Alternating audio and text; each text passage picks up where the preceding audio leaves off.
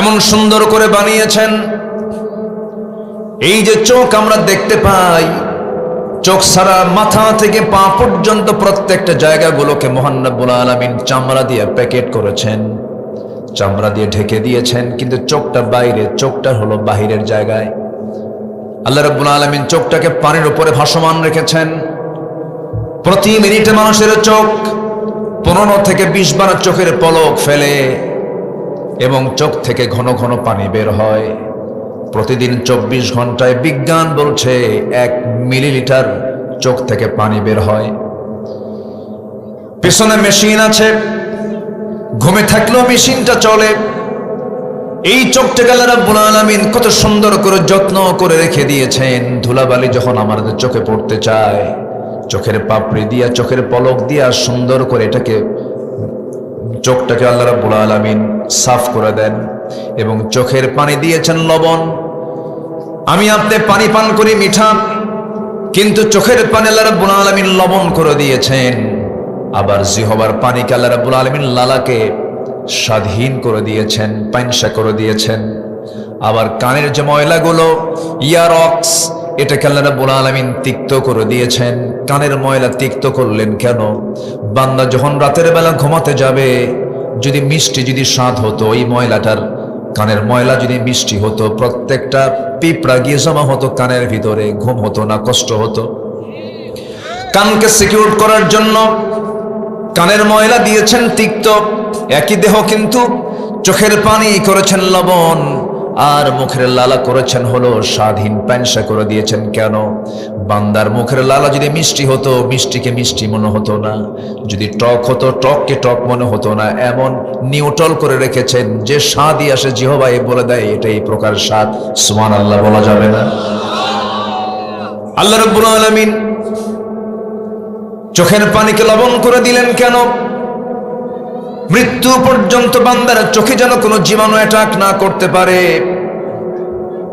রাতের বেলা বান্দা ঘুমিয়ে পড়ে, তাও চোখের পানি পড়া বন্ধ হয় না। চোখের পানি আল্লাহ রাব্বুল আলামিন রেখে দেন। সকালবেলা 2 চোখের কোনায় সাদা সাদা অংশ থাকে, অংশকে কি বলে? কি কেনজুল, পেনজুল, যাই হোক, একটা জুলজুল হলোই, সমস্যা নেই। কিন্তু দেখে কিন্তু ঘৃণা মনে হয়। হয়তো বলি, ভাই তোমার চোখে কেনজুল, একটু সাফ করে নাও। কিন্তু এই কেনজুলকে যদি আমরা একটু ঘৃণা ঘৃণা মনে করে, যদি এই চোখের এই সাদা অংশ যদি না বের হতো, চোখ ফুলে মানুষের চোখ নষ্ট হয়ে যেত। আল্লাহ রাব্বুল আলামিন 24 ঘন্টা আমার চোখকে সেভ করার জন্য স্থায়ী মলমের বন্দোবস্ত করে দিয়েছেন। জোরে বলি সুবহানাল্লাহ। আলাম নাজআল লাহু আইনাইনি ওয়া লিসানান ওয়া শাফাতাইনি ওয়া হাদাইনাহুন নাজদাইন। জোরে বলুন আল্লাহু আকবার। টানা টানা চোখ দিয়েছেন, 2টা কিডনি দিয়েছেন। আমার এক বন্ধু মালয়েশিয়ায় থাকে, আব্দুল মমিন নাম। একদিন হঠাৎ করে তার হাতটা চেপে ধরে দেখে এখানে মেশিন লাগানো। বললাম, বন্ধু আমার এখানে মেশিন কেন? চোখে পানি, কেঁদে বলে, বন্ধু প্রচুর টাকার মালিক, কিন্তু আমার 2টা কিডনি অকেজো, কোনো উপায় নাই। ডায়ালিসিস করতে হয় সপ্তাহে 4 থেকে 5 দিন। আল্লাহ রাব্বুল আলামিন আমার আপনার কিডনি যে দিয়েছেন, একটা দিলেও চলতো, ডাবল ডাবল করে দিয়েছেন। দুনিয়ার ডায়ালিসিস মেশিনটার ওজন হলো 100 কেজি। আর আল্লাহ রাব্বুল আলামিন একই ডায়ালিসিস মেশিন যে কাজ করে, সেই ডায়ালিসিস মেশিনের কাজটা আল্লাহ পাক কিডনি দিয়ে করায় দেন। প্রত্যেকটা কিডনির ওজন মাত্র 200 গ্রাম, আর মানুষ বানাইছে 100 কেজি। যদি এমনটা হতো, বান্দাকে দুনিয়াতে আল্লাহ পাঠায় দেওয়ার পর বলেন, ও বান্দা তোর জন্য পরে আসমান থেকে কিডনি পাঠাবো 100, 200 কেজি, তুই হলে 80 কেজি। ধানের বস্তা ধরবেন না কিডনির বস্তা ধরবেন? কত বড় বেকায়দা হয়ে যেত। আল্লাহ রাব্বুল আলামিন বলেন, আল্লাযী খালাকাকা ফাসাওয়াকা ফাআদালাকা ফি আইয়ি সূরাতিন মা শাআ রাক্কাবাক। শুধু সৃষ্টি করি নাই, এটাকে ব্যালেন্স করে দিয়েছি, সমতা রক্ষা করেছি। 200, 400 গ্রাম কিডনি দিয়েছি বান্দা চলতে ফিরতে যেন কোনো কষ্ট না হয়। জেনারেটর দিয়েছেন, আমার দেহের মধ্যে জেনারেটর সেট করা আছে, বিদ্যুৎ আছে, বিদ্যুৎ ছাড়া আমার চোখ চলবে না, আমার হাত চলবে না, পা চলবে না। জেনারেটর আছে, এরপরে ব্যাটারি আছে, কি চান সবকিছু এই বডির মধ্যে সেট করে দিয়েছেন। চিল্লায় বলেন কে? আসতে বলবেন না কে? মাথা থেকে পা পর্যন্ত আপনি যেদিকেই তাকাবেন কার অবদান? বন্ধুকে। আসতে বলবেন না বন্ধুটাকে? আল্লাহ আমার বন্ধু। তিনি শুধু মানুষের রব নন, সকল প্রাণীর তিনি রব। সকল প্রাণীর সিকিউরিটি আল্লাহ নিজে নিশ্চিত করে দিয়েছেন। আমার বন্ধুগণ, একটা প্রশ্ন করব, বলুন তো, মশা মানুষকে ভয় পায় না মানুষ মশাকে ভয় পায়? মশারি টাঙায় কে? কিসের থেকে বাঁচার জন্য? এখন বলেন, শক্তিশালী কে, মানুষ না মশা? মশাই শক্তিশালী। আচ্ছা, হাতি মানুষকে চালায় না মানুষ হাতিকে চালায়? হ্যাঁ, মানুষ হাতিকে চালায়। আবার সেই মানুষটা আবার সামান্য মশার কাছে অসহায়। এই মশাকে আল্লাহ রাব্বুল আলামিন কত আগে বানিয়েছেন। মশার কথা কোরআনে কারীমেও বলে দিয়েছেন। কাফেররা বলল, মাযা আরাদাল্লাহু বিহাদা মাসালা, তোমার রবের কাম নাই কাজ নাই, কোরআনের মধ্যে মশার কথার কি দরকার ছিল? কিন্তু আজকে যে আশ্চর্য হবেন, এই মশার চোখকে রিসার্চ করে ড্রোন ক্যামেরা আবিষ্কার হয়েছে। ক্যামেরা আবিষ্কার করা হয়েছে মশার চোখ দিয়া। মশার চোখ হলো ডিফেন্স ড্রোনের মতো, চতুর্দিকে সে এক সমান দেখতে পায়। কোন দিক দিয়ে সলিমুদ্দিন হামলা করে সে টের পায়। মশা সহজে মারা যায় নাকি? সহজে মারা যায় না। আপনি এত শক্তিশালী, মশাকে ধরতে পারেন না, সে কখন কামড় দিয়ে চলে গেল। আপনি এত বড় শক্তিশালী, চতুর্দিকে লাইট দিয়ে দেখলেন, ঘরের মধ্যে কোথাও কোনো মশা নাই। শীতকাল, অগ্রাণ, পৌষ মাস চলে, কোথাও কোনো মশা নাই। কিন্তু আপনি রাত শুধু লাইটটা বন্ধ করে বিছানায় মাথা রেখেছেন, বালিশে মাথা রেখেছেন। হঠাৎ করে 10 মিনিট যেতে না জেনেছিল আপনার কানের কাছে, নাকের কাছে এসে সারেগামা পাদানিসা। ঠিক কিনা বলে? ও খুঁজে পাইল কেন? ওর চোখ কোথায়? আপনার চোখ ফেল মেরে দিয়েছে, সে ঘ্রাণ পেয়ে যায়। সায়েন্স বলছে 75 ফুট দূর থেকে প্রত্যেকটা মশা মানব অস্তিত্ব খুঁজে পায়। এখানে কোন সলিমুদ্দিন শুয়ে আছে? আমার বন্ধুগণ, মশা যে কামড় মানে যে অংশটুকু দিয়া, ওটাকে সুর বলে। কি বলে? সুর বলে। ওই সুরটা যদিও চিকন দেখতে পায়, কিন্তু ওই সুরের মধ্যে 6টা ভাগ আছে। কয়টা ভাগ বলেন? 6টা ভাগ আছে। প্রথম 2টা ভাগ দিয়ে সে কি করে? যখন সে রক্তটা নিয়ে নেবে, প্রথমে বসি সে করে কি? প্রথম অংশ দিয়া চামড়াটাকে ফেলে ফেলে।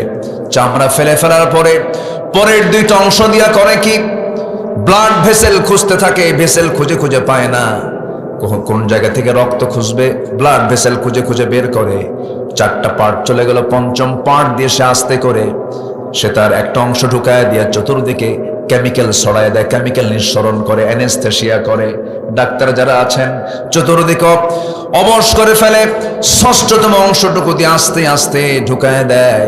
আবার চতুর্দিকে খেয়াল করে সে আমাকে দেখলো কিনা, বারবার তাকায়, আস্তে করে ঢুকায় দেয়। সুন্দর করে ঢুকায় দিয়া আস্তে আস্তে পরিমিত করে মশা তার রক্ত বের করে আস্তে করে বের হয়ে আসে। সলিমুদ্দিন টের পায় না।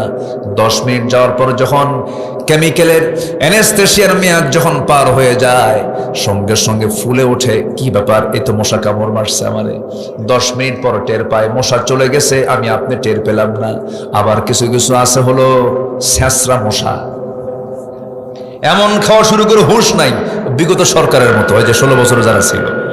ঠিক কিনা? এমন খাওয়া খাইছে, হজম করতে পারে নাই, শীত হয়ে পড়লো আর শেষ হয়ে গেল। ঠিক কিনা বলেন? তাহলে আল্লাহ যে উদাহরণগুলো দিয়েছেন, অবশ্যই উদাহরণের মধ্যে হেকমত আছে না নাই? আসতে বলবেন না, আছে না নাই?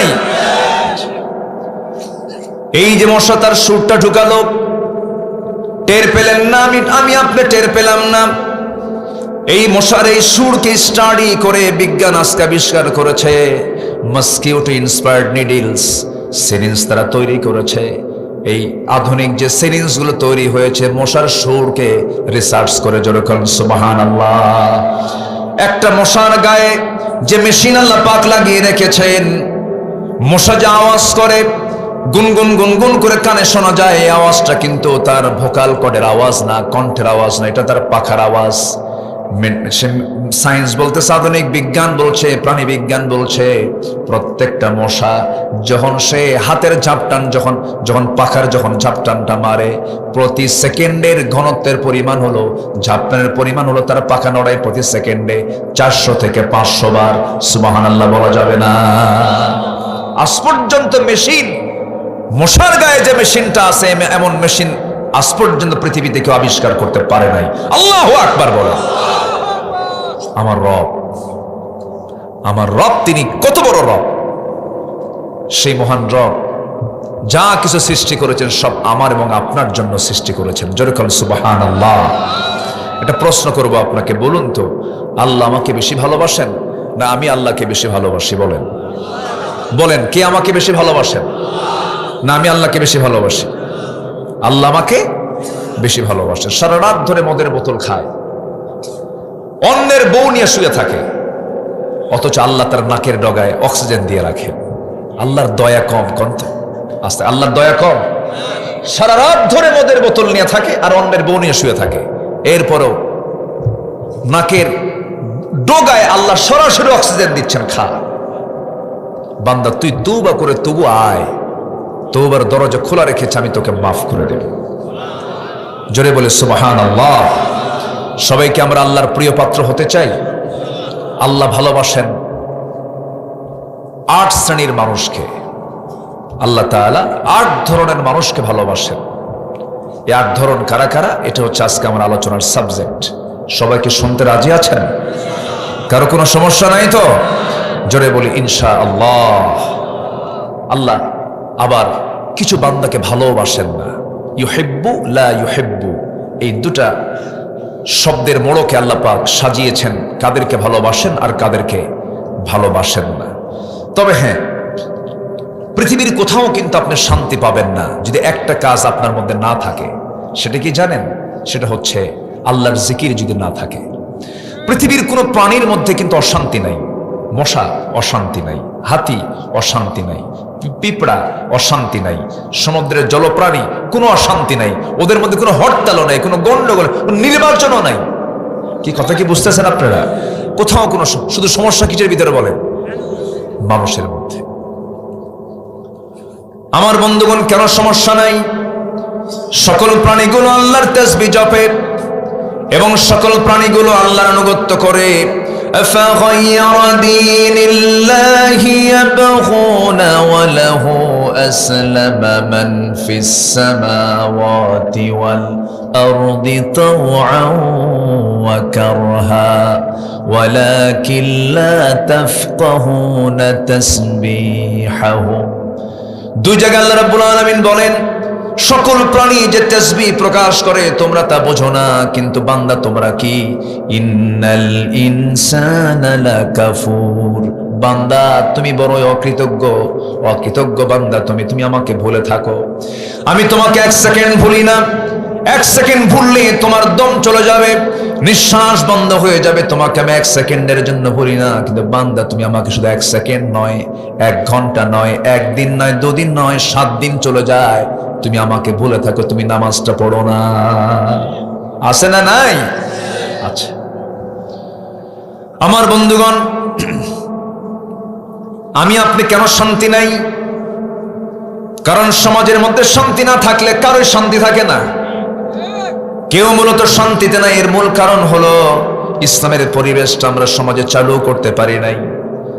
এবং ব্যক্তিগতভাবে যদি কেউ প্রশান্তি পেতে চায়, প্রশান্তি হলো কার জিকিরে? বলেন, আসতে বলবেন না, কার জিকিরে?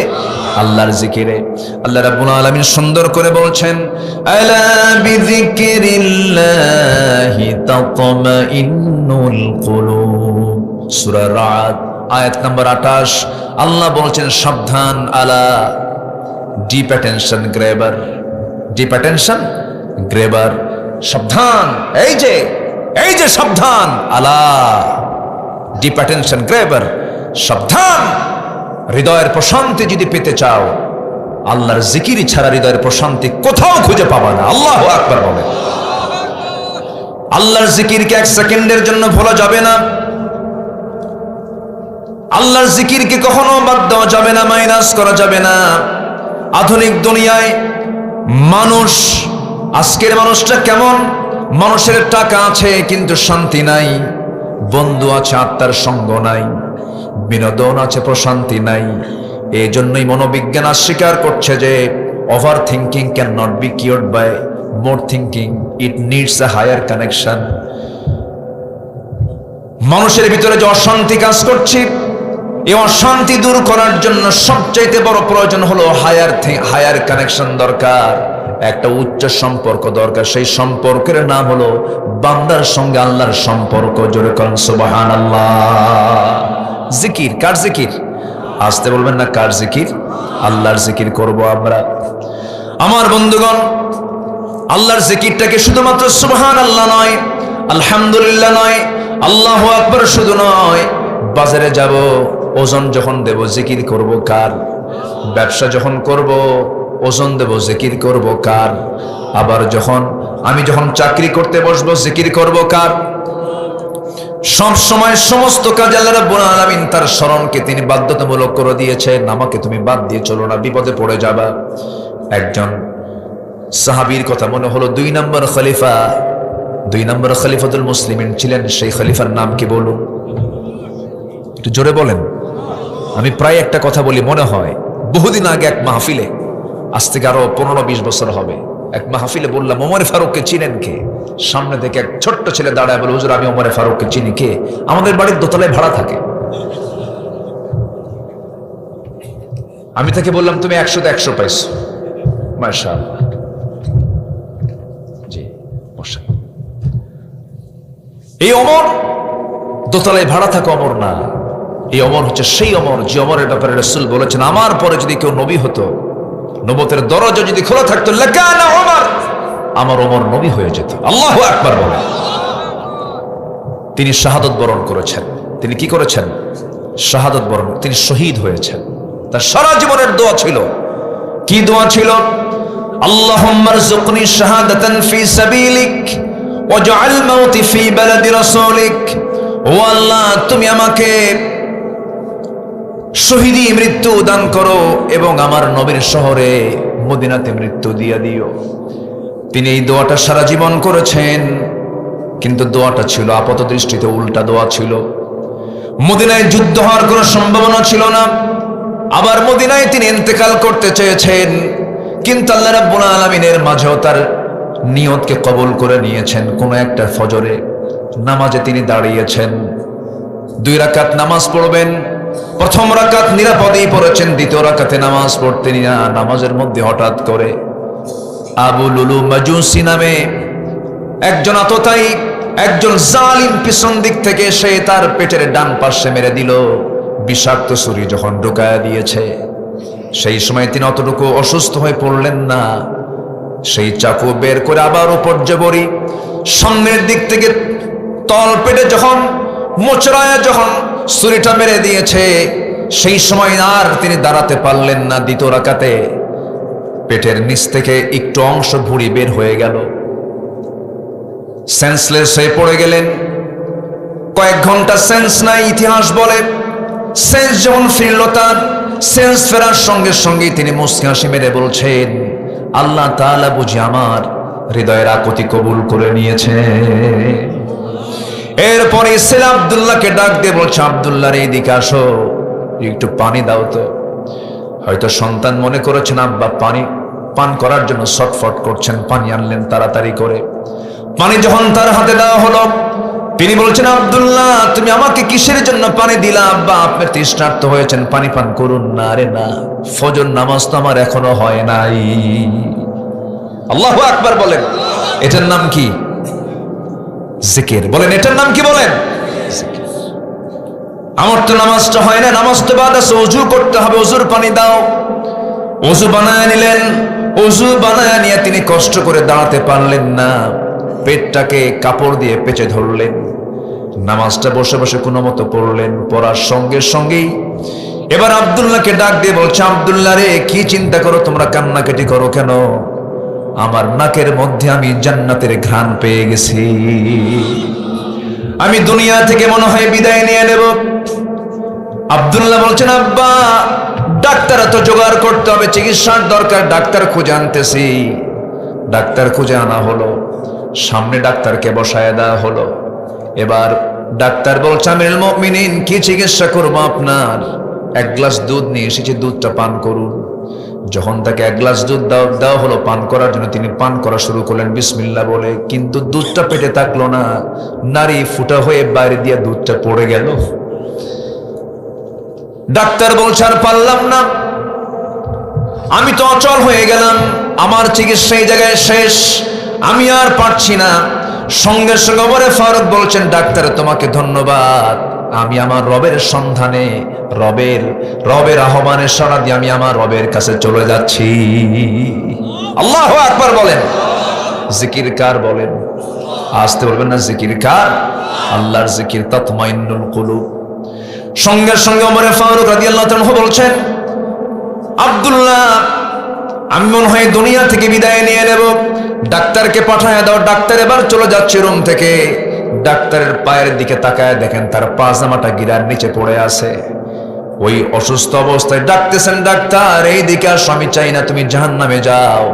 আমার নবীর হাদিসটা শুনে যাও, যে ব্যক্তির পাজামার কাপড় গিরার নিচে পড়ে থাকবে, কিয়ামতের দিন আল্লাহ পাক তার দিকে নজর দিবেন না, পাজামার কাপড়টা উঠাও। সুবহানাল্লাহ বলবেন না? মৃত্যুর পূর্ব দাওয়াতি কাজ বন্ধ নাই। ওমর ফারুক রাদিয়াল্লাহু তাআলা দুনিয়া থেকে বিদায় নেবেন। এবার বলছেন, আব্দুল্লাহ, সারা জীবনের আমার একটা আকুতি ছিল, কোনোদিন প্রকাশ করি না। আব্দুল্লাহ, আমি তো মরে যাচ্ছি, আমার রাসূল তো মারা গেছে, আমার বান্দা আবু বকর নবীর পাশে ঘুমাচ্ছেন, আমার বড় শখ, নবীর পাশে আমিও ঘুমাতে চাই, কিন্তু জায়গাটা তো আয়েশার, উম্মাহাতুল মুমিনিন আয়েশার জায়গা। সে যদি জায়গাটা আমাকে দিত, আমার শখটা পূরণ হয়ে যেত। দেখো তো আব্দুল্লাহ, তুমি আমার পক্ষ হয়ে তুমি আমার সন্তানকে একটা প্রস্তাব দাও তো দেখি। দেখে আয়েশা কি বলে। চলে গেছেন তিনি। চলে গিয়ে বাবার প্রস্তাব যখন আম্মাজান আয়েশা সিদ্দিকের কাছে করলেন, সঙ্গে সঙ্গে ভিতর থেকে কান্না জড়িত কণ্ঠে জবাব এলো, অর্ধজাহানের শাসনকর্তা ওমরের মতো মানুষ আমার কাছে ছোট্ট একটা আবদার করবে, আমি কেমন করে ফেরত দেই? আমি আয়েশা আমার জায়গা আমি ওমরে দান করে দিলাম। আমার ভাইয়েরা, আল্লাহর শরণ, নবীর মুহাব্বত, আল্লাহর জিকির, নবীর আনুগত্য, এই বিষয়গুলো যদি আমার আপনার জীবন থেকে মাইনাস হয়ে যায়, দুনিয়াও সংকীর্ণ হয়ে যাবে, আখিরাতও সংকীর্ণ হয়ে যাবে, সব শেষ হয়ে যাবে। আল্লাহ একটা আয়াতে সাফ করে বলে দিয়েছেন, ওয়ামান আ'রাদা আন যিকরি ফাইন্না লাহু মাঈশাতান দানকা ওয়া নাহশুরুহু ইয়াওমাল কিয়ামাতি আ'মা قال رب لم حشرتني أعمى وقد كنت بصيرا জোরে বলুন আল্লাহু আকবার। আমার জিকির থেকে, আমার স্মরণ থেকে, আমার নামাজ থেকে, আমার সমস্ত হুকুম থেকে যে বান্দা নিজেকে গুটিয়ে রাখবে, কিয়ামতের দিন আমি তাকে অন্ধ করে তুলব এবং দুনিয়ার জীবনটাকে আমি তার জন্য সংকীর্ণ থেকে সংকীর্ণ করে দেব, শান্তি থাকবে না। এবং কিয়ামতের দিন, হাসরের দিন তাকে অন্ধ করে তুলব। বান্দা বলবে, আল্লাহ চোখ তো ছিল, আজকে অন্ধ কেন? আল্লাহ বলবেন, তোরে আমি আমার আয়াত দিয়েছি, তুই আয়াতকে ভুলে গিয়েছিলি, আজকে তেমন করে আমি তোরেও ভুলে গেলাম। নাউজুবিল্লাহ। তাহলে আমাকে আল্লাহ বেশি ভালোবাসেন না আমি আল্লাহকে বেশি ভালোবাসি? আল্লাহ আমাকে বেশি ভালোবাসেন। আল্লাহ কাকে ভালোবাসেন? 8 শ্রেণীকে আজকে বলবো। ওয়াজ কি শুরু হয়েছে এখনো? ওয়াজ কিন্তু এখনো শুরু হয়নি। 8টার একটা কইছে আমি না, তাহলে নুরু, ওয়াজ কি শেষ না শুরু? হ্যাঁ, দেখা যাক ইনশাআল্লাহ। দেখি আপনাদের সাহস কেমন। আমাকে সময় দিচ্ছেন তো ইনশাআল্লাহ?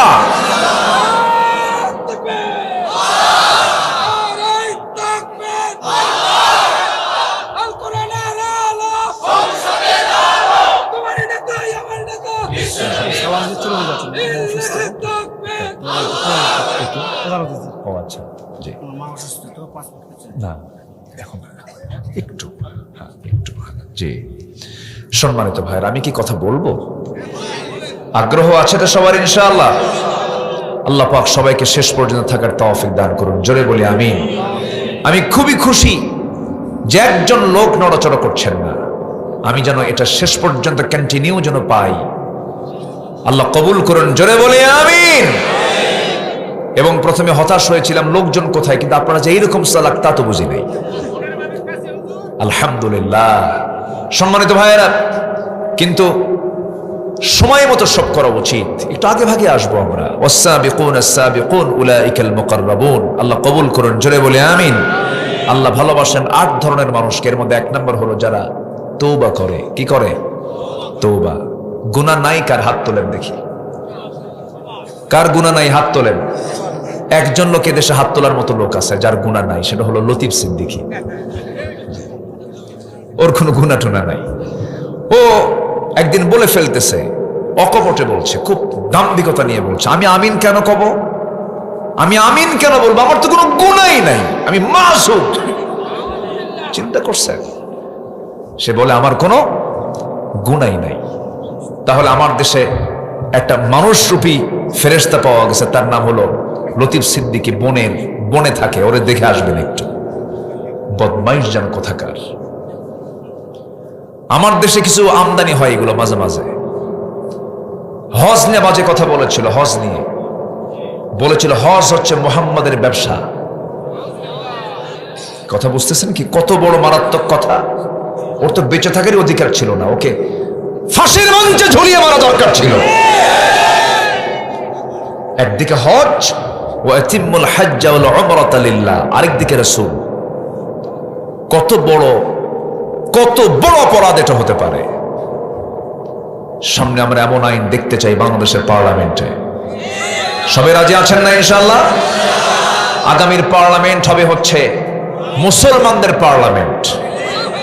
আগামীর পার্লামেন্ট হবে হচ্ছে নামাজের পার্লামেন্ট। জোরে বলি ইনশাআল্লাহ। আল্লাহ কবুল করুন। আমাদেরকে মঞ্চে উঠলেই বলে হুজুর ওয়াজ করবেন। এখনো শুরু হয়েছে, কিন্তু শুরু করছে আবার। হুজুর ওয়াজ করবেন, একটু দেখে শুনে একটু ওয়াজ করেন। আকাশ নে কবেন, জমিন না কবেন, দুনিয়াটা আমরা দেখে নেব। দুনিয়া দেখবে, ওরা মদ খাবে, আমরা দোয়া করে দেব। এই সুযোগ আর বাংলাদেশে দেওয়া হবে না। তরুণ প্রজন্ম জেগে উঠেছে, পালস এখন বোঝে সব। এই তরুণ প্রজন্মকে আর ধোঁকা দেওয়া যাবে না। ওরা গণভবন দখল করে দুপুরবেলা মুরগির রান খেয়ে লাঞ্চ করা শিখে গেছে, আর পারবেন না। হাদির রক্ত ঝরেছে, আর পারবেন না। অতএব সচেতন হয়ে আদর্শ নীতি রক্ষা করে নেতৃত্বে আসুন। এই সুযোগ বাংলাদেশের তরুণ প্রজন্ম আর দেবে না। জোরে বলি ইনশাআল্লাহ। আর জোরে বলি ইনশাআল্লাহ। আমাদেরকে বলে হুজুর রাজনীতি নিয়ে কোনো কথা বলবেন না। আচ্ছা, আপনি এখান থেকে যাবেন জয়পুরহাট, হোন্ডায় চড়েছেন, অ্যাক্সিডেন্ট করেছেন, হাতের এই জায়গায় ভেঙে গেছে, হাতের এই জায়গায় কবজিটা ভাঙছে। আপনাকে ডাক্তারের কাছে নেওয়ার পর ডাক্তারকে বললেন যে স্যার আপনি আমার সব জায়গায় হাত দেন, চিকিৎসা করবেন, কিন্তু আপনি আমার এই ভাঙ্গা জায়গায় হাত দিবেন না। ওর হাত ছাড়বে? ওর হাত ছাড়বে কোন? তো ওর ভাঙ্গা হাত সারার জন্য আগে হাত দিতে হবে কোথায়? ওই ভাঙ্গায় হাত দিয়া টেনে টুলে চাঙ্গা করতে হবে। তা আমার দেশের যে জায়গায় ভাঙ্গা জায়গা, সেই ভাঙ্গা জায়গায় আমরা হাত দেব না? কোরআন নিয়ে বসছি, ভাঙ্গা জায়গায় হাত দেওয়ার দরকার আছে না নাই?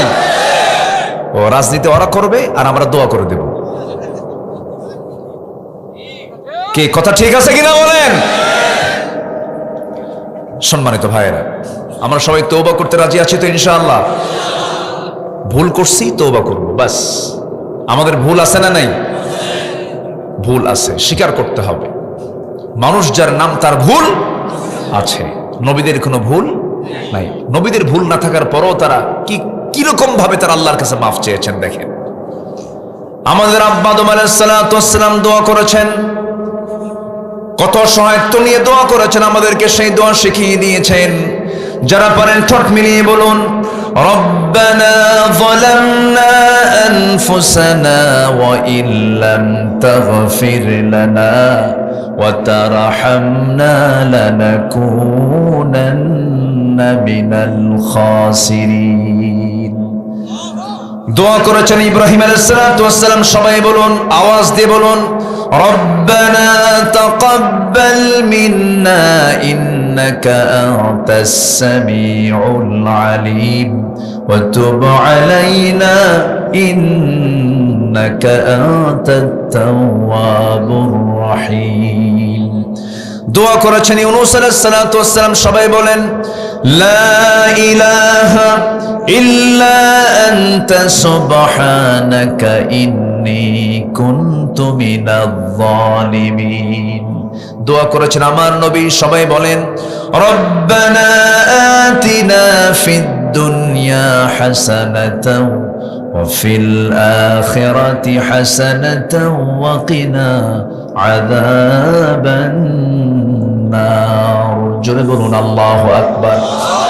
সব নবী গুনাহ মাফের জন্য দোয়া চেয়েছেন, তওবা করেছেন, ইস্তিগফার করেছেন।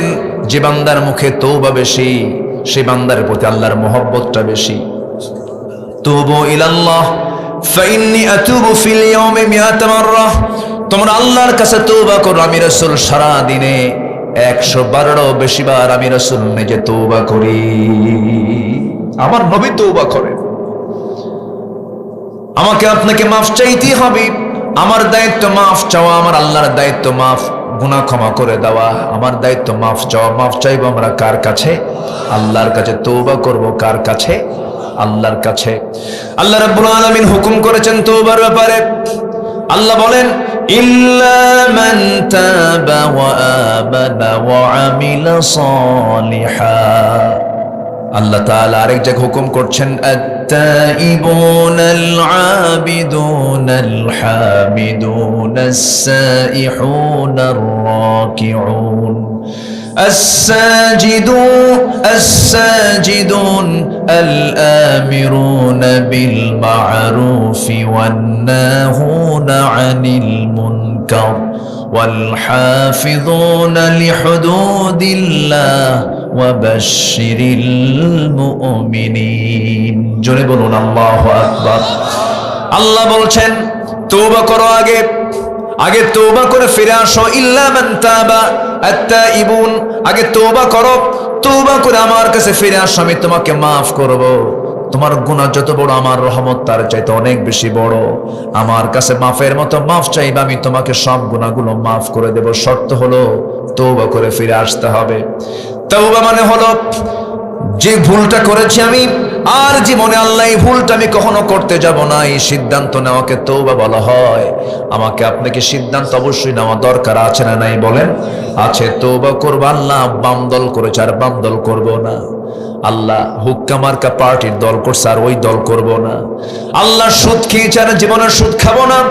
জেনা করেছে আর জীবনে জেনা করতে যাব না। আকাম কুকাম করেছে আর আকাম কুকাম করতে যাব না। চুরি করেছে আর জীবনে চুরি করব না। এমন সিদ্ধান্ত নিয়ে বান্দা যদি ফিরে আসে, আল্লাহ রাব্বুল আলামিন বলছেন বান্দারে চুরি করে ধরা পড়েছিস, থানায় তোর নামে একবার কালো তালিকে চলে যাওয়ার পর পরবর্তীতে যতই ভালো হস না কেন, হাজী সাহেব তুই হস না কেন, সারা জীবন থানায় তোর নামটা কালো তালিকায় থেকে যায়। কিন্তু বান্দা তুই যদি তওবা করে যদি আমার পথে ফিরে আসিস, চোরের খাতায় নাম থাকে না, ডাকাতের খাতায় নাম থাকে না, আমি তোকে জান্নাতের খাতায় তোর নামটা তুলে নেই। জোরে কান সুবহানাল্লাহ। আরো জোরে বলি সুবহানাল্লাহ। আমরা তওবা করব কার কাছে? আসতে বলবেন না কার কাছে? এক জায়গায় না, সব জায়গায়। সব জায়গায়। নাম্বার 2, আল্লাহ রাব্বুল আলামিন ভালোবাসেন কাকে? ইন্নাল্লাহা ইউহিব্বুত তাওয়াবিনা ওয়া ইউহিব্বুল মুতাতাহহিরিন। নাম্বার 2 হলো যারা পবিত্রতা অর্জনকারী, তাদেরকে ভালোবাসেন। পবিত্রতা অর্জনকারী 2 প্রকার। একটা হলো নাপাকি থেকে নিজের দেহকে মুক্ত রাখা, আবার শিরকিয়াতের নাপাকি থেকে নিজেকে মুক্ত রাখা। ইন্নামাল মুশরিকুনা নাজাসুন। মুশরিকরা নাপাক। মক্কার একটা এলাকা আছে হুদুদে মক্কা। ওই মক্কার এরিয়ার ভিতরে, হারামের এরিয়ার মধ্যে ডোনাল্ড ট্রাম্পও ঢুকতে পারবে না, নরেন্দ্র মোদীও ঢুকতে পারবে না। পৃথিবীর যত পরাশক্তি, যত ক্ষমতাধর ব্যক্তি হোক না কেন, ওই মক্কার এরিয়ার মধ্যে ঢুকতে পারবে না। কারণ আল্লাহ এক কথায় বলে দিয়েছেন ইন্নামাল মুশরিকুনা নাজাসুন। মুশরিকরা নাপাক, সেই জায়গায় ঢুকতে পারবে না। এটা এক প্রকার নাপাকি। শিরকিয়াত এক প্রকার নাপাকি। আবার আল্লাহ রাব্বুল আলামিন যে দেহ থেকে, দেহ সমস্ত নাপাকি থেকে দেহকে মুক্ত রাখা, সবচেয়ে বেশি শাস্তি আল্লাহ পাক কিছু বান্দাকে দিবেন যারা পেশাব থেকে নিজেকে পরেজ না রাখতে পারে, অনেকে পেশাব করে পানি নেয় না, আছে না নাই? কুত্তার মতো দাঁড়ায় পেশাব করে, আছে না? এরকম আছে, আছে না নাই? আছে, ওটা হলো সেমি কুত্তা, আছে কি না? এগুলো করা যাবে না। দাঁড়ায় পেশাব করবেন, কিডনি খাম হবে, আপনার কিডনি কি হয়ে যাবে? খাম হয়ে যাবে। বসবেন, কিডনি ভালো থাকবে। ইসলাম যা বলে এটাই কল্যাণ, আলহামদুলিল্লাহ বলেন। দাঁড়ায় নয়, বসে বলেন। দাঁড়ায় নয়, কি বসে। পরিষ্কার করতে হবে, বাউলকে সম্পূর্ণ পরিচ্ছন্ন রাখতে হবে, নাপাকি অবস্থায় থাকা যাবে না। অজুর উপরে থাকার চেষ্টা করবো। মালাকুল মউত আমাকে বলে আসবে আমি অমুক দিন আসতেছি, নাকি এরকম বলে আসবে? আসবে না। যেহেতু আসার কোনো গ্যারান্টি নাই, অতএব আমার প্রস্তুত থাকতে আমার কোনো অবহেলা করা যাবে না। আমার বন্ধুগণ, সাইয়েদনা বেলাল রাদিয়াল্লাহু আনহু দুনিয়াতে আছেন। আমার নবীজিকে আল্লাহ তাআলা মেরাজে নিয়ে জান্নাত দেখালেন। সেই জান্নাতের মধ্যে বেলালের কণ্ঠ তিনি শুনতে পেলেন। দুনিয়াতে এসে বলছেন, বেলাল, জান্নাতে তোমার আওয়াজ শুনলাম কেন? কি হয়েছে তোমার, বলো তো, কি এমন আমল করো? সাইয়েদনা বেলাল কাঁদতে কাঁদতে বলছেন, হুজুর, আমার ব্যক্তিগত একটা আমল হলো, আমি যখনই মনে করি আমার ওযু নাই, ওযু বানায় সঙ্গে সঙ্গে 2 রাকাত নামাজ পড়ি, সবসময় ওযুর উপরে থাকি। আমার রাসূল বলছেন, বেলাল, এই জন্যই বুঝি তোমার আওয়াজ আল্লাহ পাক আমাকে জান্নাতে শোনায়া দিয়েছে। আমরা ওযুর উপরে থাকবো, জোরে বলি ইনশাআল্লাহ। নামাজ না পড়ি, ওযু যেন ঠিক থাকে, নাকি এরকম কিছু? মানে মাথায় টুপি থাক, লুঙ্গি না হয় না থাক। আগে কোনটা দরকার? আগে টুপি না আগে লুঙ্গি? বলেন, আগে লুঙ্গি দরকার না টুপি দরকার? আগে লুঙ্গি দরকার। বলুন তো, নামাজ কয় ওয়াক্ত? এর মধ্যে কোন ওয়াক্তের দাম সবচেয়ে বেশি? আসর। হ্যাঁ, তামানি দাম বেশি। তামান মানে হলো সব। ওরে তামাম, মাশাআল্লাহ। এখানে আরবি শব্দ ঢুকলো কেমন? আবার জয়পুরহাট, অনেক সুন্দর ভাষা, বলি আলহামদুলিল্লাহ। জয়পুরহাটের এই বেল্ট এবং নওগাঁ দিয়ে একটা টান আছে, এত সুন্দর একটা মায়ার টান। ভাত খাসিন একটা টান আছে না? আছে। এই টানের মধ্যে একটা মজা আছে, এটা মায়া। এটা কি বলেন তো? একটা মায়া আছে। এই টান আপনি কোথাও পাবেন না, এটা এই এলাকার জন্যই প্রযোজ্য। ময়মনসিংহে আবার বেশি টান মার, ওরা মধ্যে মুনফাসিল পর্যন্ত যায়, মধ্যে তবাই না, ভাত খাইছুন, ওরা আরো বেশি টান। সামনে সিফলা রাস্তা দেখুন না, কেন ওর মানে একটা অদ্ভুত একটা ভাষা। এই ভাষাগুলো আল্লাহ পাক দিয়েছেন। এই ভাষার সৌন্দর্য আছে না নাই বলেন তো? আছে। টান মারলে বোঝা যায় এটা জয়পুরহাট, টান মারলে বোঝা যায় এটা রংপুর, টান মারলে বোঝা যায় চিটাগাং, টান মারলে বোঝা যায় সিলেট, টান মারলে বোঝা যায় এটা যশোর থেকে আমদানি হয়েছে। তো এগুলো সব কে করে দিয়েছেন? আল্লাহ করে দিয়েছেন। এগুলো হচ্ছে আঞ্চলিক পাসওয়ার্ড। এগুলো কি পাসওয়ার্ড বলেন? আঞ্চলিক পাসওয়ার্ড, সেটআপ। এটা আঞ্চলিক, এটা এই ভাষা, এটা এই ভাষা। শুধু ভাষা ভিন্ন না, চেহারাও ভিন্ন। আমরা গোটা দেশে চলি তো, মানুষের চেহারা দেখলেও বোঝা যায় এটা এই লোকটার বাড়ি অমুক অঞ্চলে। আল্লাহ তাআলা চেহারাটাও আঞ্চলিক করে দিয়েছেন। সুবহানাল্লাহ বলেন। এটা কার দেওয়া? কার দেওয়া? আল্লাহর দেওয়া। বহুদিন আগে একটা কথা মনে হলো, বলে ফেলি। নোয়াখালীতে আমার একটা মাহফিল ছিল। আমাকে বললো, হুজুর, গোটা দেশেই চলেন। আমার বাড়ি তো আমার উত্তরবঙ্গে, কিন্তু আমার বাড়ি বগুড়ায়, জন্মস্থান, হোম টাউন হচ্ছে শেরপুর থানা। তো আমাকে বলা হলো যে উত্তরবঙ্গের এমন একটা বাক্য বলবেন যেটা আমরা বুঝবো না, বুঝবো না। বোঝেন নাই? আমরা তো চিন্তা করলাম কোন বাক্যটা বলা যায়। তো বগুড়ার 4 মাথা, বগুড়ার তো মাথার শেষ নাই, বহু মাথা আছে না? নিচের মাথা, 3 মাথা, 4 মাথা, 7 মাথা। আগে কিসের মাথা? নিজ মাথা। নিজ মাথা, 3 মাথা, 4 মাথা, 7 মাথা। তো 4 মাথা মাটি ডালি এবং বনানি, এই মোড়ের, এই মোড়গুলোর যে রিক্সাওয়ালা যে কথাগুলো বলে, এটার একটা বাক্য আমি রেডি করে বললাম। ভাই দেখেন তো বুঝেন নাকি? বললাম, কে রে তুই আলুতে আলু, ওয়াক্কালি আলু। বুঝতেছেন কি? বোঝার তো কথা, পাশাপাশি তো। কে রে তুই আলুতে আলু, ওয়াক্কালি আলু। তুমি আমার দিকে ফেলফেল করে চেয়ে আস। বললাম, ভাই আমি তো বলে ফেলছি। আপনি কি বললেন? বললাম, আপনি বুঝলেন যেটা সেটাকে বলেন, এরপর আমি ব্যাখ্যা দেব। উনি বলতেছেন, যেহেতু একটা বাক্যের মধ্যে দেখলাম 3টা আলু। কে রে তুই আলু তে আলু, ওয়াক্কালিয়া আলু। তাহলে মোট কয়টা আলু? 3টা আলু। যেহেতু উত্তরবঙ্গ, জয়পুরহাট, বগুড়া এগুলো তো আলুর এলাকা, আলু দিয়ে কোনো একটা কিছু হবে। বলেন তো এখানে আলুর মধ্যে কিছু আছে? এটাই হলো ভাষা। এটার নাম কি? ভাষা। হাসা হয়ে যায়, বলি গালি হয়ে যায়। এই ভাষাগুলোর মালিককে আসতে কবেন না। কে কে কে? তো নামাজ কি, কোনটা দামি? তামানটাই দামি। এই যে আপনি ওয়াজ বের করে দিচ্ছেন, যে এই জন্য ওইদিকে চলে গেছিলেন। এখন আসেন, লাইনে আসেন। 5 ওয়াক্ত নামাজের ভিতরে ফজরটার ফজিলতটা বেশি। ফজরের ফজিলতটা বেশি। শুধু ফজরের 2 রাকাত নামাজের দাম, ফজরের 2 রাকাত সুন্নাত নামাজের দাম, রাকাতাই সালাতুল ফজর খায়রুম মিনাদ দুনিয়া ওয়া মা ফিহা।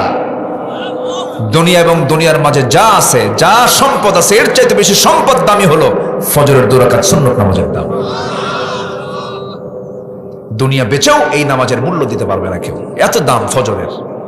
বান্দা কয় টাইম নাই, বান্দা কয় কি টাইম নাই। একটা প্রশ্ন করব আপনাকে, বলুন তো আমার দেশের ম্যাক্সিমাম মসজিদগুলোতে কোন ওয়াক্তে সবচাইতে কম মুসল্লি পাওয়া যায় বলেন?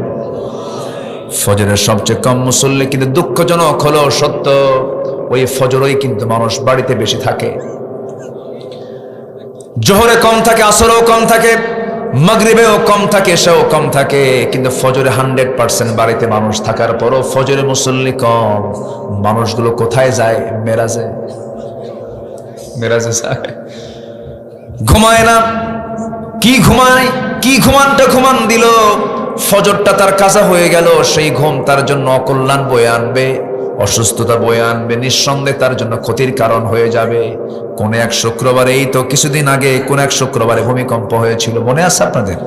কি বার বলেন? কি বার? শুক্রবার, জুমাবার। বলেন কি বার? আবার বলেন, আবার বলেন, আবার বলেন।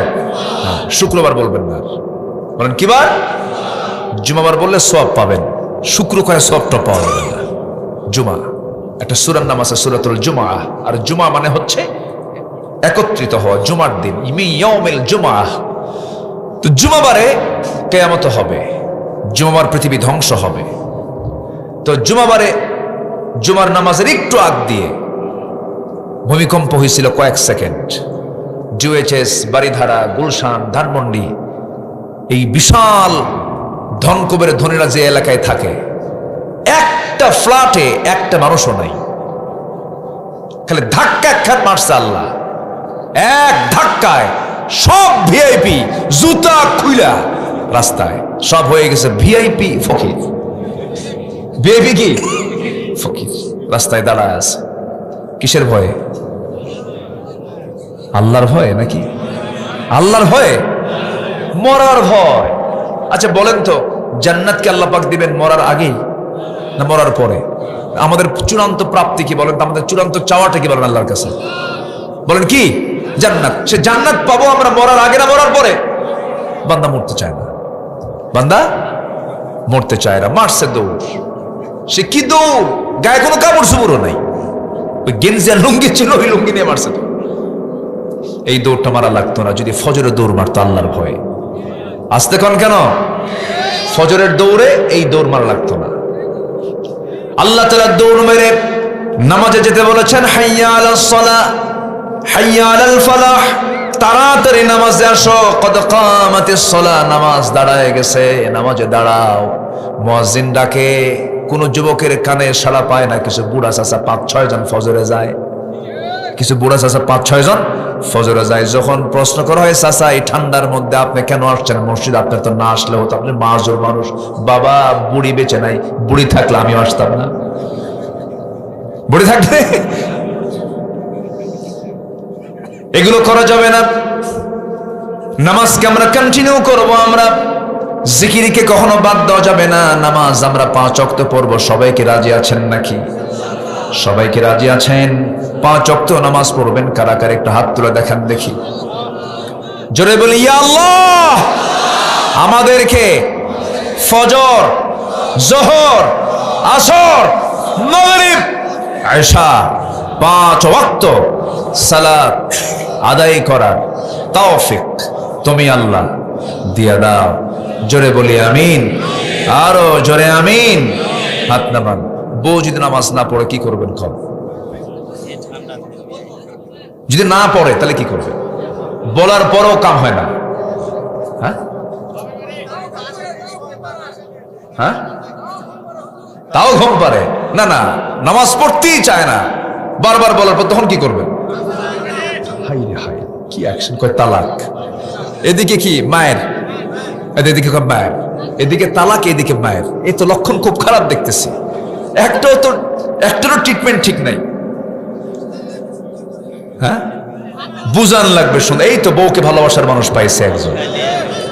হ্যাঁ, ও বিয়েই করে নাই মনে হয়। আচ্ছা, খুব ভালো, আপনারা খুব মজার মানুষ, আলহামদুলিল্লাহ। আপনাদের জেলার নামই তো জয় দিয়ে শুরু, কোনো পরাজয় নাই, জয়। আল্লাহ কবুল করুন, জোরে বলি আল্লাহুম্মা আমিন। সূরা ফাতাহ, ফাতাহ মানে হলো জয়, বিজয়। একটা জেলার নাম পাইছেন আপনারা কোরআনের একটা সূরার নাম অনুযায়ী, বলি আলহামদুলিল্লাহ।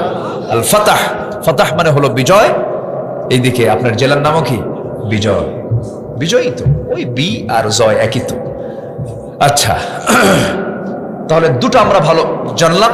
আল্লাহ 8 ধরনের লোককে ভালোবাসেন। এর মধ্যে একটা হচ্ছে তওবা, আরেকটা হচ্ছে পবিত্রতা অর্জনকারী। পবিত্রতা অর্জন না হলে কি নামাজ হবে? আগে নামাজ না আগে পবিত্রতা? কাপড় পাক, জায়গা পাক, কাপড় পাক, জায়গা পাক, তাছাড়া তো নামাজ হবে না। শুরু তো সলার মধ্যে আগে আপনাকে আওতায় আসতে হবে, কাপড় থাকতে হবে, সতর ঢাকতে হবে, কাপড়টা পরিষ্কার হতে হবে। এগুলো হচ্ছে শর্ত। আল্লাহ পাক এজন্য বলছেন তাওয়াবিন ওয়া ইউহিব্বুল মুতাতাহহিরিন। আল্লাহ পাক যারা মুতাতাহহির হবে আল্লাহ পাক তাদেরকে ভালোবাসেন। নাম্বার 3 চলে আসেন। এখনো 5টা পয়েন্ট পড়ে আছে। আমি চিন্তা করতেছি আপনাদের কষ্টের মধ্যে ফেলে দিচ্ছি না কিনা আমি জানি না। কষ্ট পাচ্ছেন মনে হয় আপনারা, আপত্তি নাই তো? বলি আলহামদুলিল্লাহ। এরকম শ্রোতা যদি গোটা দেশে পাইতাম কত যে ভালো লাগতো। কিছু কিছু শ্রোতা আছে এত বেশু, কিছু কিছু এলাকার শ্রোতা আছে এত মানে নড়াচড়া করে। একটা মাছ আছে যে মাছের ভর্তা খুব মজা লাগে। হ্যাঁ, টাকি মাছ, টাকি মাছ আছে না? এটাকে যদি আপনি ওজন করার জন্য তোলেন 2 মিনিট ওইদিকে তাকাবেন না, থাকে খালি লাফালাফি করে। তো কিছু কিছু এলাকার শ্রোতাগুলো আছে হচ্ছে টাকি মাছের মতো খালি নড়াচড়া করে। কিন্তু আপনাদের এই পিন পতন নীরবতা প্রমাণ করে যে আপনারা দিনকে, কোরআনকে, ইসলামকে অত্যন্ত সম্মানের সঙ্গে মহব্বত করেন। বলি আলহামদুলিল্লাহ। আচ্ছা, নাম্বার 3, যারা আল্লাহর পথে সংগ্রাম করে আল্লাহ পাক তাদেরকে খুব ভালোবাসেন। আল্লাহর পথে কি করে? সংগ্রাম করে। মিছিল শুনলে মারে দৌড় সামনের কাতারে। আর কিছু কিছু নেতা আছে যত রক্ত লাগে দেব, প্রয়োজনে লোক পাঠাবো, আমি যাব না।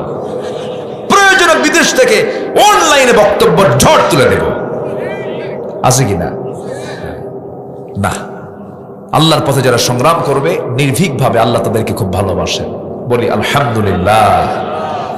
আল্লাহ রাব্বুল আলামিন বলেন, খুবই কমন আয়াত, এই আয়াতগুলো সবার মুখস্থ থাকা দরকার। সবাই বলুন, ইন্নাল্লাহা ইউহিব্বুল্লাযীনা ইউকাতিলুনা ফী সাবিলিহি সাফফান কাআন্নাহুম বুনয়ানুম মারসুস।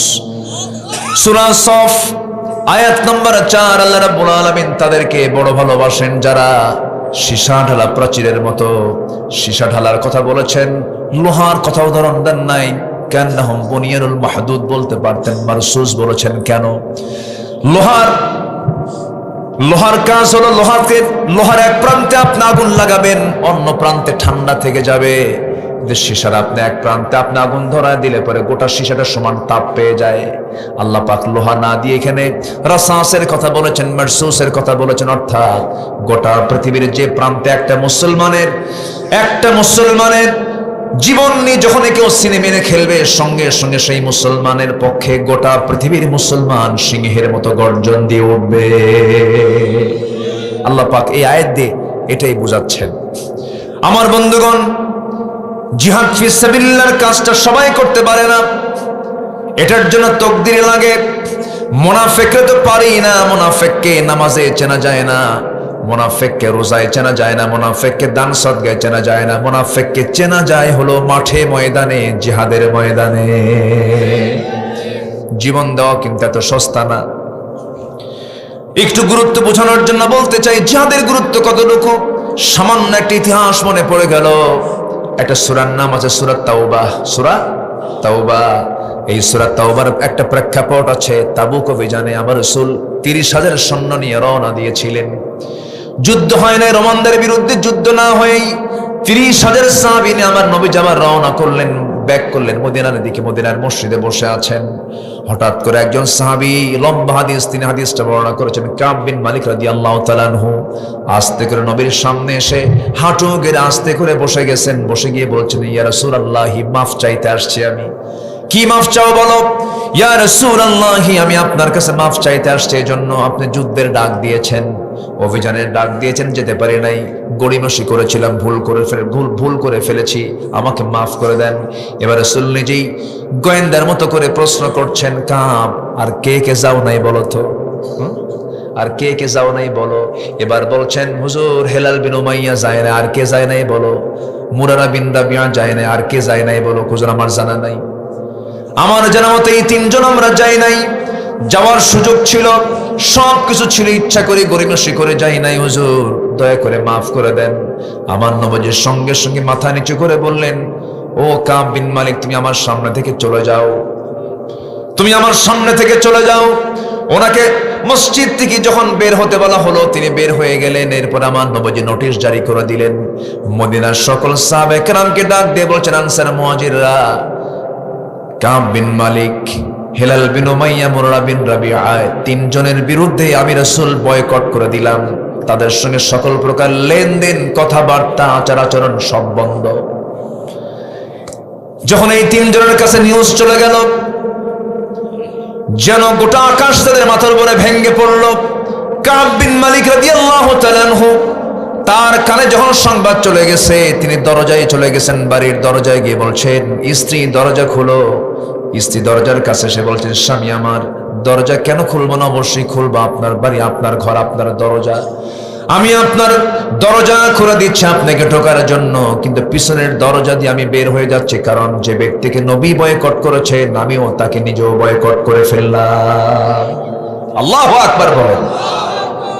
সব হবে আল্লাহ কেন্দ্রিক, নবী কেন্দ্রিক, ঠিক আছে না? তাহলে আমার আল্লাহ আমাকে ভালোবাসবেন। হেলাল বিন উমাইয়ার কানে চলে গেছে নিউজ, সোজা তিনি চলে আসেন মসজিদে নববীতে, দড়ির একটা হাতের মধ্যে নিয়ে মসজিদ নববীর সামনে এসে একটা খুঁটির সাথে দড়ি বেঁধে অপর প্রান্তে দড়ি দিয়া তার 2টা হাত বেঁধে ফেলে দিয়া এবার বলছে, হেলাল রে, তোর মতো পোড়া কপাল দুনিয়া তার কেউ নাই, যার বিরুদ্ধে নবীজি বয়কটের ডাক দিয়েছেন। হেলাল বিন উমাইয়া সবাইকে লক্ষ্য করে সালাম দেন, কেউ তো সালামের জবাব নাই না, মাথাটা মুখটা ঘুরায় নিয়ে তারা চলে যায়। হেলাল বিন উমাইয়া এই চিত্রায়িত দেখতে পাচ্ছেন, বারবার চোখের পানি তিনি ফেলতে ফেলতে বেকারার হয়ে গেছেন। শেষ পর্যন্ত হেলাল বিন উমাইয়া ওই যে দড়ি দিয়ে হাতটা বেঁধেছিলেন, এখানে ঘা পর্যন্ত হয়ে গিয়েছিল। দীর্ঘদিন এরকম করে চলতে লাগলো।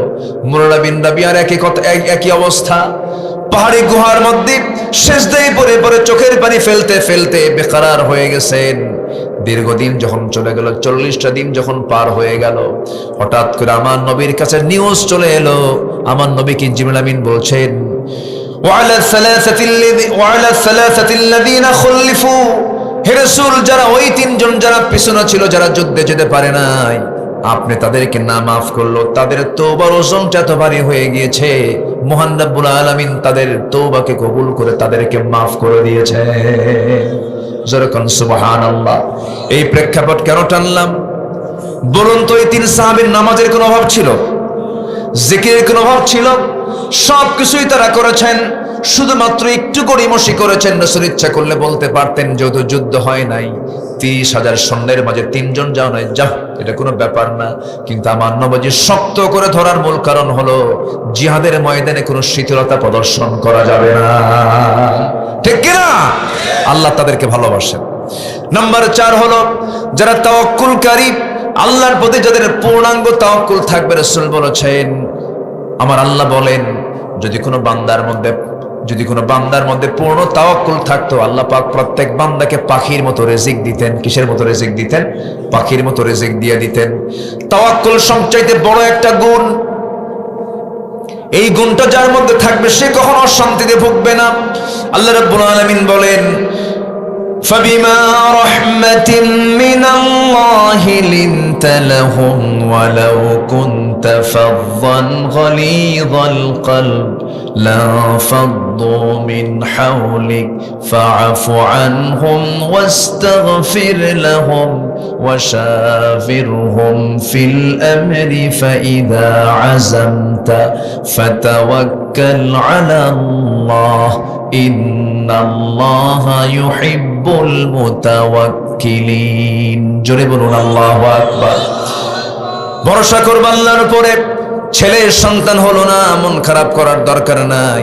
মেয়ের সন্তান হলো না, মন খারাপ করার দরকার নাই। সন্তান হলো না, তাও মন খারাপ করার দরকার নাই, কারণ ফয়সালা কার? আসতে বলবেন না, ফয়সালা কার? আল্লাহ পাকের। আমার বন্ধুগণ, আম্মাজান আয়েশা সিদ্দিকের মতো মা, এত সম্মানিত, এত ভাগ্যবতী একজন মা, তার পেটে কোনো সন্তান ছিল না, তাই তিনি সন্তানের মা হতে পারেন না। এতে কি তার সম্মান কমে গেছে নাকি? আমার বন্ধুগণ, এরকম করে বহু আল্লাহর পছন্দের বান্দিও ছিলেন যাদের সন্তান ছিল না। আবার আল্লাহ রাব্বুল আলামিন কাউকে দেন, কাউকে দেন না, আবার কাউকে দিয়ে আবার নিয়ে নেন। আমার নবীর মতো মানুষকে আল্লাহ রাব্বুল আলামিন চারটা ছেলে সন্তান দিয়েছিলেন। এরপর চারটা সন্তান আল্লাহ পাক উঠায় নিয়েছেন। নবীজি কখনো অভিযোগ দিয়েছেন নাকি? মন খারাপ করেছেন নাকি? সন্তান হওয়া না হওয়া, ছেলে হওয়া না হওয়া, এগুলোর বিষয়ে কোনো কথা না বলে ভরসা করব, চিল্লায় বলুন কার উপরে?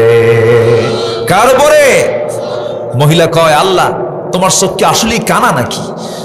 তুমি আমার ঘরে 4 মেয়ে দিয়া রহিমউদ্দিনের বাড়িতে তুমি 4টা ছেলে দিলা, ওই বাড়ির 2টা ছেলে আমার বাড়িতে ঢুকায় দিয়া আমার বাড়ির 2টা ওই বাড়িতে ঢুকায় দিলেই তো হিসাব অঙ্ক মিলে যায়। দেখেন অঙ্ক করতেছে। এরকম অঙ্ক করা কিছু মহিলা আছে না? নাই? আছে না। আল্লাহ অঙ্ক ভালো বোঝেন, কার কি দিতে হবে, কি করতে হবে, ফয়সালা কার? আল্লাহ তাআলা। তাওয়াক্কুল করব কার উপরে? আল্লাহর উপরে। নাম্বার 5 হলো ইহসানকারী যারা হবে, যারা ইহসান করবে আল্লাহ পাক তাদেরকে ভালোবাসেন। আমার বন্ধুগণ, ইহসান করবেন না, আল্লাহ আপনার প্রতি ইহসান করবেন না। আপনি প্রতারণা করবেন, আল্লাহ পাক আপনাকে প্রতারিত করে দিবেন, আল্লাহ পাক আপনাকে ঠকায় দিবেন। প্রতারণা করলে পরে আপনি ঠকে যাবেন, আপনি জুলুম করলে আপনি ঠকে যাবেন, আপনি প্রতিশোধ পরায়ণ হলে পরে আপনি ঠকে যাবেন। আমার বন্ধুগণ, বিগত 16 বছর যে ফ্যাসিস্ট সরকার ছিল, এই সরকারটা ছিল, বলেন তো ইহসানের সরকার না প্রতিশোধের সরকার? বলেন বলেন বলেন বলেন বলেন।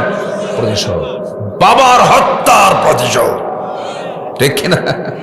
এই করতে করতে, বাপ নিতে নিতে, রাজাকার বলতে বলতে জনগণ বিরক্ত হয়ে কয়, যা আমরা রাজাকারী, যা, ঠিক কিনা? শেষ পর্যন্ত এক দৌড়ে কোথায় গিয়ে বসে আছে এখন?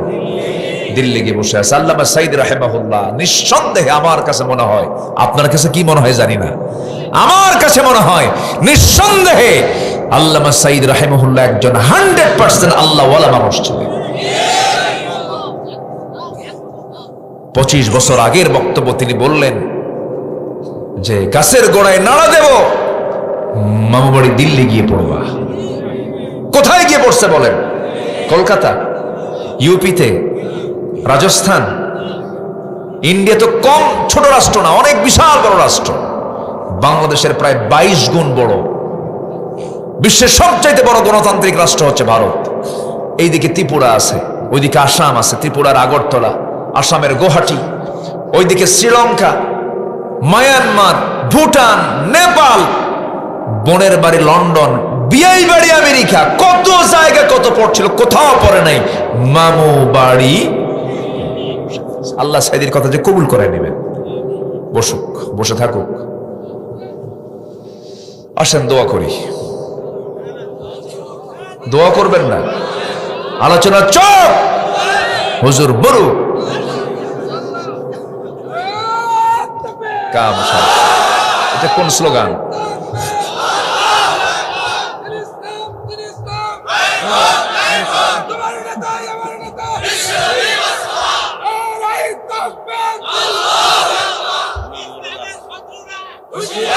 এই সূত্র নাই এখানে। শত্রু সব ভারতে, আমরা সব ঠিক আছি, বলি আলহামদুলিল্লাহ। রাগ করতেছেন নাকি আপনারা? আমি সবাইকে নিয়েই কথা বলছি। আওয়ামী লীগ, বিএনপি, জাতীয় পার্টি, জামাত ইসলামী, চরমনাই, যেটাই বলেন না কেন, আল্লাহর কাছে গিয়ে কিন্তু জবাবদিহিতার কাঠগড়ায় দাঁড়িয়ে জবাব দিতে হবে। এটাকে ভাবেন, এরপর আল্লাহকে কি জবাব দেব এই মানসিকতা তৈরি করুন। আপনার বিবেক বলে দেবে, বিবেককে জাগ্রত করুন, আপনার বিবেক বলে দিবে আপনাকে কি করা দরকার। আল্লাহ বোঝার তৌফিক দান করুন। সম্মানিত ভাইয়েরা, আমরা নাম্বার 6, আমরা ন্যায় পরায়ণ হব। কি হব বলেন তো? ন্যায় পরায়ণ হব। ওয়াহসিনু ইন্নাল্লাহা ইউহিব্বুল মুহসিনিন। ইহসান শেষ, এখন ন্যায় পরায়ণ। আদালত যেন আমার দেশে কায়েম হয়, আল্লাহ কবুল করুন। ইনসাফ যেন কায়েম হয়। শরীফ ওসমান হাদির রক্ত, শরীফ ওসমান হাদির রক্ত সে যেভাবে দিয়েছে, জমিনে উৎসর্গ করেছে, একটা ধূমকেতু, মুকুটহীন এক সম্রাট, মানুষের মনোজগতের এক রাজা, সে মানুষের মনের রাজত্বের সে রাজা হয়ে গেছে। এখন কত বড় সে মানুষের মনকে জয় করতে পেরেছে। আল্লাহু আকবার। প্রত্যেকটা কথা তার হৃদয়ে টাচ করার মতো। তার কাছ থেকে আমরা একটা শিক্ষা নিতে পারি, সেটা হলো হাদি আমাদেরকে চিনিয়ে গেছে শত্রু কারা, আমাদের শত্রু কারা। এটাই হচ্ছে হাদির সবচেয়ে বড় অপরাধ, সে শত্রুকে চিহ্নিত করতে পেরেছে। সম্মানিত ভাইয়েরা, আমরা তাদের রক্তকে বৃথা যেতে দেব না, জোরে বলি ইনশাআল্লাহ। সাথে সাথে আমরা এটাও চাই, আজ পর্যন্ত হাদির হত্যাকারীকে খুঁজে বের করতে পারে নাই, এটা চরম ব্যর্থতা। চূড়ান্ত শাস্তি নিশ্চিত করার সময়ের দাবি, ঠিক কিনা? সে নিজেও বলেছে যে আমাকে হয়তো গুলি করে মেরে ফেলবে, কিন্তু দয়া করে সবাইকে বলে যায় আমার হত্যার বিচারটা যেন হয়, আমার হত্যার বিচারটা যেন হয়। তার কিন্তু ওসিয়ত এটা। অবশ্যই এই জমিনে হাদির হত্যার বিচার আমরা দেখতে চাই। জোরে বলি ইনশাআল্লাহ, আর জোরে বলি ইনশাআল্লাহ। আল্লাহ পাক বলছেন যারা ন্যায় পরায়ণতা দেখাবে আমি তাদেরকে খুব ভালোবাসি। ইন্নাল্লাহা ইউহিব্বুল মুকসিতিন, আমি মুকসিতদেরকে আমি খুব ভালোবাসি। সাইয়েদনা ওমর ফারুক রাদিয়াল্লাহু আনহু রাষ্ট্র থেকে তিনি একটা বোতল আতর পেয়েছেন। কি পেয়েছেন? আতর, মিসকে আম্বার, মিসকে আম্বর তিনি পেয়েছেন। তো মিসকে আম্বর নিয়ে এটাকে 5 ভাগ করতে হবে প্রতিবেশী সহ। তো মিসকে আম্বর নিয়ে বউকে বললেন, বউ আমার, স্ত্রী, তুমি এটাকে 5 ভাগে ভাগ করে 1 ভাগ আমাকে দাও, আমাদের জন্য রাখো, আর বাকি 4 ভাগ প্রতিবেশীকে দিতে হবে, সমান ভাগে ভাগ করবা। কিছুক্ষণ যেতে না যেতে তিনি শিশিটা আতরের সেই বোতলটা নিয়ে বলছেন আমি তোমাকে ভাগ করতে দেব না। চলে গেছে প্রতিবেশীর কাছে, তার কাছ থেকে ভাগটাগ করে নিয়ে তার যে অংশটুকু, সে অংশটুকু নিয়ে সেই স্ত্রীকে বলছে আমি তোমাকে এটা দিলাম, তুমি মন খারাপ করো না, আমি তোমাকে ভাগ করতে দেইনি বলে, আমি তোমাকে বিশ্বাস করি, কিন্তু তোমাকে ভাগ করতে না দেওয়ার একটা কারণ আছে। স্ত্রীর সঙ্গে সঙ্গে বলছেন কি কারণ বলুন। সঙ্গে সঙ্গে তিনি বলছেন আমি তোমাকে ভাগ করতে দেই নাই এজন্য তুমি কম বেশি করবে তা নয়, সমান ভাগে ভাগ করবে। কিন্তু আতর তো একটা লিকুইড জিনিস, তরল জিনিস, এই আতরটা ভাগ করতে গিয়ে তোমার কিছু অংশ আতর তোমার হাতে লেগে যাবে, তা থেকে গলায় আসবে, হাতে আসবে, কাপড়ে আসবে। এতটুকু আতর, আমাদের আতরের সুযোগ সুবিধা আমরা বেশি পাই, এটা চাই নাই মনে করে এই আতর ভাগের দায়িত্ব আমি অন্যের কাঁধে চাপায়া দিয়েছি। জরকান সুবহানাল্লাহ। সামান্য কি, সামান্য কি আতর, আতরের যেন 1 ফোঁটা, সামান্য একটু যেন আতর যেন আমাদের অংশে বেশি না আসে, আমাদের গায়ে যেন বেশি না লাগে, এটা আতর ভাগই করি নাই, অন্যকে দিছে, যা তোরা ভাগ করে আমারে দে। সুবহানাল্লাহ বলবেন না?